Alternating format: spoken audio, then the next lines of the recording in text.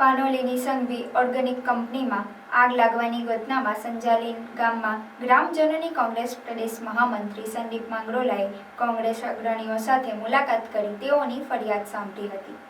પાનોલીની Sanghvi organic કંપનીમાં આગ લાગવાથી સંજાલી ગામમાં ગ્રામજનોને વિસ્થાપિત થવાની નોબત આવી હતી।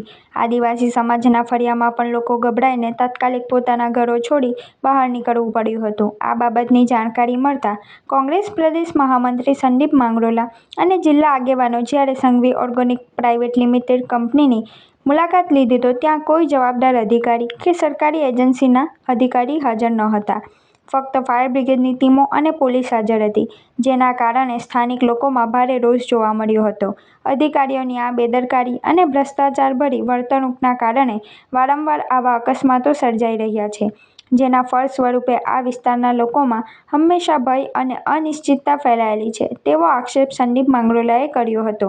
આ પરિસ્થિતિને નિહાળીને અને ગ્રામજનોની ફરિયાદ સાંભળવા ગુજરાત પ્રદેશ કોંગ્રેસના મહામંત્રી સંદીપ માંગરોલા સાથે જિલ્લા કોંગ્રેસના આગેવાનો નાજુભાઈ ફળવાલા, ઇકબાલભાઈ ગોરી, સંજયસિંહ રાજ, ભૂપેન્દ્રભાઈ જાની, જીવનભાઈ સાવલિયા વગેરે ઉપસ્થિત રહ્યા હતા।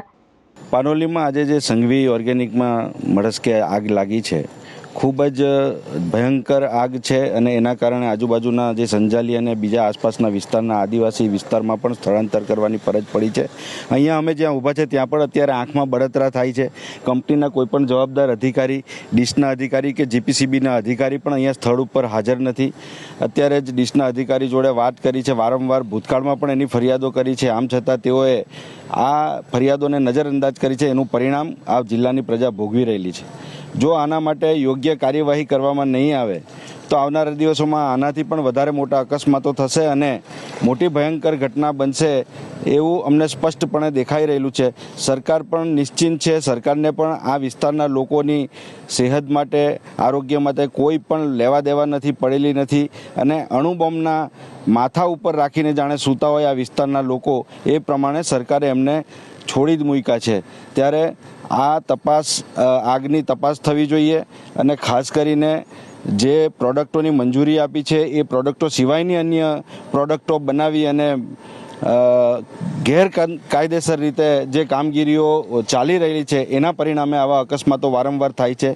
તપાસના છેલ્લે સરવાળે મીંડું કોઈપણ તપાસને લીફાપોતી કરીને બંધ કરી દેવામાં આવે છે, એના મૂળમાં જવામાં આવતું નથી અને એના કારણે આવી ઘટનાઓ વારંવાર બની રહેલી છે। હું કલેક્ટરશ્રીને પણ અને આ વિસ્તારના જે જીપીસીબીના અધિકારી છે મેડમ, એમને પણ ધ્યાન દોરવા માગું છું કે તમે જો આ બાબતે ગંભીર નહીં બનશો તો તમારી કચેરીઓનો ઘેરાવ કરતાં પણ અમે અચકાઈશું નહીં, કેમ કે આ વિસ્તારના જે રહીશો છે એના આરોગ્યની સાથે ચેડા થાય એ ક્યારેય ચાલી શકે નહીં।